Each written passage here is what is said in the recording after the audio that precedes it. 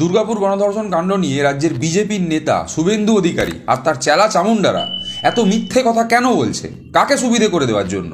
ধর্ষণের মতন একটা জঘন্য অপরাধকে ধর্মের সাথে জুড়ে দিয়ে পশ্চিমবঙ্গে দাঙ্গা লাগাতে চাইছেন শুভেন্দু অধিকারী। শুভেন্দু অধিকারীর ফেসবুকের পোস্টটা দেখুন, পড়ছি পুরোটা। দুর্গাপুরে বেসরকারি মেডিকেল কলেজে ডাক্তারি পড়ুয়ার গণধর্ষণে অভিযুক্তদের পরিচয় দেখে নিন। শেখ নাসিমউদ্দিন, শেখ রিয়াজউদ্দিন, শেখ ফিরদৌস, শেখ শফিকুল। প্রত্যেকের বাড়ি বিজড়া গ্রামে। মমতা বন্দ্যোপাধ্যায়ের কথায় এদের লাথি খাওয়া নিয়ে আপত্তি করা উচিত নয়, তাই এদের উৎপাত ও অপরাধ প্রবণতা দিন দিন ক্রমবর্ধমান। এবারে আমি জানি না এই নামগুলো শুভেন্দু অধিকারীকে কে দিয়েছে, কিন্তু এই চারটে নাম যে শুভেন্দু অধিকারী দিয়েছেন তার মধ্যে একটা নাম ভুয়ো, মানে মিথ্যে। বিভিন্ন সংবাদ মাধ্যমে প্রকাশিত তথ্য অনুযায়ী পুলিশ প্রথমে যে তিনজনকে আটক করেছিল তাদের নাম শেখ ফিরদৌস, শেখ রিয়াজউদ্দিন এবং অপু বাউরি। এদের মধ্যে দুজন মুসলমান এবং একজন হিন্দু। পরবর্তীকালে আরও একজনকে পুলিশ গ্রেপ্তার করেছে, তার নাম শেখ শফিকুল।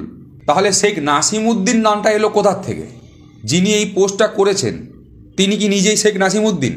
আমার মতে পশ্চিমবঙ্গ পুলিশের উচিত শুভেন্দু অধিকারীকে কাস্টডিতে নিয়ে জিজ্ঞাসাবাদ করা যে শেখ নাসিমউদ্দিন কে, কোথার থেকে শেখ নাসিমউদ্দিনের নাম উনি জানতে পারলেন।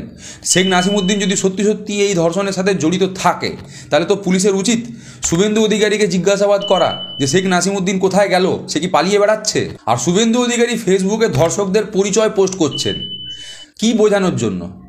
কি বোঝানোর জন্য আমি আজকে জানতে চাইছি ওনার কাছ থেকে।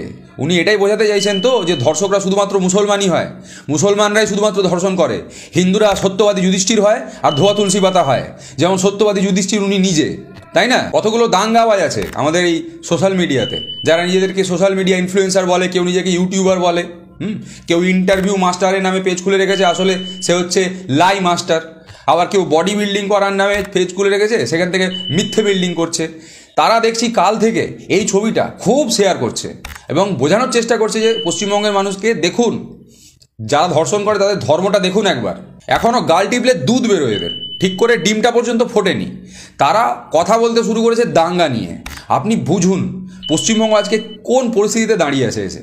পশ্চিমবঙ্গের মানুষ তৃণমূলকে ভোট দিয়ে একটা ভুল তো করেছে, তার থেকে বড় ঐতিহাসিক ভুল করেছে বিজেপিকে ভোট দিয়ে পশ্চিমবঙ্গে নিয়ে এসে। আচ্ছা, হিন্দু রাষ্ট্রটা কি এই ধরনের মিথ্যের ওপর ভিত্তি করে তৈরি হবে? শুভেন্দু অধিকারীর নামে এই অভিযোগ উঠেছে যে তিনি নাকি নিজে গরুর মাংস খান। তাহলে যে কাজটা উনি নিজে করতে পারেন সেই কাজটা অন্য কেউ করলে সমস্যা। চেয়ারে বসার এত লোভ ওনার যে উনি চাইছেন যেন তেন প্রকারেণ পশ্চিমবঙ্গে যাতে দাঙ্গা লাগানো যায়। আমার নিজের একজন খুব ক্লোজ ফ্রেন্ড কালকে আমাকে এই ছবিটা ফরওয়ার্ড করেছে আর আমাকে বলছে যে ভাই তুই কেন এই নামগুলো প্রকাশ করতে পারছিস না? যদি সত্যি সত্যি এই নামগুলো প্রত্যেকটা নাম মুসলমানদের নাম হতো আমি তাও প্রকাশ করতাম, আমার কোনো সমস্যা ছিল না। কিন্তু সমস্যা হচ্ছে এই দাঙ্গাবাজদেরকে নিয়ে, যারা দাঙ্গা লাগানোর জন্য দিনের আলোয় মিথ্যে কথা বলছে। তা না হলে আপনি বলুন না এই যে চারটে নাম, সেই চারটে নামের মধ্যে একটা নাম হিন্দুরও রয়েছে, সেই নামটাকে বদলে তার বদলে অন্য একটা মুসলমান নাম ঢুকিয়ে একটা মিথ্যে কথা প্রচার করার প্রয়োজনটা কি? আজকে যে বোনটার সাথে অপকর্মটা হয়েছে এটা কি তারও অপমান নয়? রাজ্য সরকার তো ভুল করবে, রাজ্য সরকার চুরিও করবে, কিন্তু রাজ্য সরকারের ভুল আর চুরিটা ধরার জন্যই রাজ্যে বিরোধী রাজনৈতিক দল থাকে এবং বিরোধী দলনেতা থাকেন। সেইখানে দাঁড়িয়ে যদি রাজ্যের বিরোধী দলনেতা নিজে মিথ্যাচার করেন তাহলে রাজ্যের মানুষ যাবে কোথায়? এই প্রথম নয়, এর আগেও বহুবার শুভেন্দু অধিকারী সোশ্যাল মিডিয়াতে মিথ্যে কথা বলেছেন। সে মহেশতলার তুলসী মঞ্চ হতে পারে, মুর্শিদাবাদের ধুলিয়ান হতে পারে, এবং তার সাথে সাথেই তো আপনাদের সামনে তুলে ধরলাম হাতে নাতে প্রমাণ যে একটা ধর্ষণের মতন জঘন্য অপরাধ নিয়েও মিথ্যাচার করতে ছাড়ছেন না শুভেন্দু অধিকারী। আচ্ছা, ওনার কি মিথ্যা লগ্নে জন্ম নাকি মিথ্যা কালে জন্ম আমি জানতে চাই। আমি নিজে একজন মেদিনীপুরের ছেলে হয়ে বলছি, শুভেন্দু অধিকারী সমগ্র মেদিনীপুরের কেন সমগ্র পশ্চিমবঙ্গের কলঙ্ক। এই যে ছবিটা আপনাদেরকে দেখালাম এটা ইতিমধ্যে সোশ্যাল মিডিয়াতে ব্যাপক পরিমাণে ছড়িয়ে পড়েছে, অর্থাৎ মিথ্যে কথা ইতিমধ্যে প্রচুর পরিমাণে রটে গেছে। এই মিথ্যের বিরুদ্ধে সত্যি কথা যেটা আমি আপনাদেরকে বললাম, যেটা আপনাদের সামনে তুলে ধরলাম, সেই সত্যিটা আপনাদেরকে ছড়াতে হবে দায়িত্ব নিয়ে। তাই এই ভিডিওটা শেয়ার করতে ভুলবেন না। আর ইউটিউবে যদি ভিডিওটা দেখছেন তাহলে অবশ্যই ভিডিওটা লাইক করুন আর সাবস্ক্রাইব করুন আমাদের ইউটিউব চ্যানেল।